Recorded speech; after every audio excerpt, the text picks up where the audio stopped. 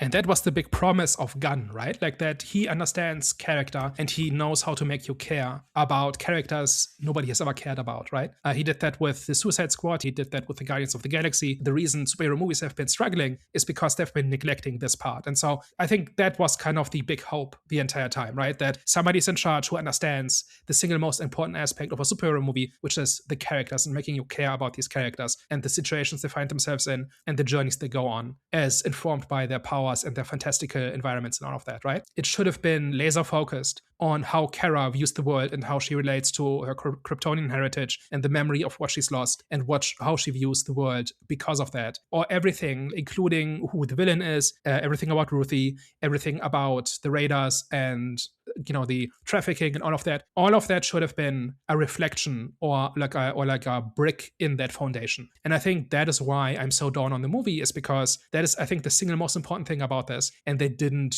do it right and it didn't work. Like if they had gotten this right and everybody was in love with this character and was mesmerized by this emotionally rich journey, like if this had been like on the level of a Guardians 3 or a First Avenger or something like that, or even Tony Stark's arc about wanting to build an armor around the world to keep it safe. Like these are strong character beats that only work in a superhero environment. And this was a chance to sell the world on this character and make her one of the A-listers. And they bungled that. And as a consequence, it's a massive stumble for the DCU. I was really hoping that this would just be a different kind of superhero franchise, right? That kind of avoids the mistakes of the MCU and that makes us care again and makes it fun again to go to a superhero movie. And so far, it hasn't really. I didn't want to dislike this movie. I was going into it hoping, like I'd heard bad things, but I went into it hoping, oh, please don't be that bad. Or maybe audiences and reviewers are not giving this movie the time of day, but if you actually watch it, there's actually enough there. And I walked out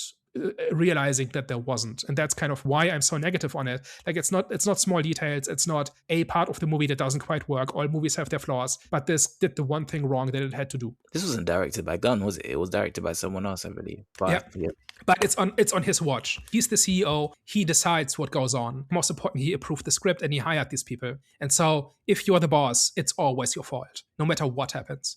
Like, not that everything Gunn makes is wonderful, but he just does this one thing right, making us care about superhero characters. And that is why he was hired. And that is like his entire brand.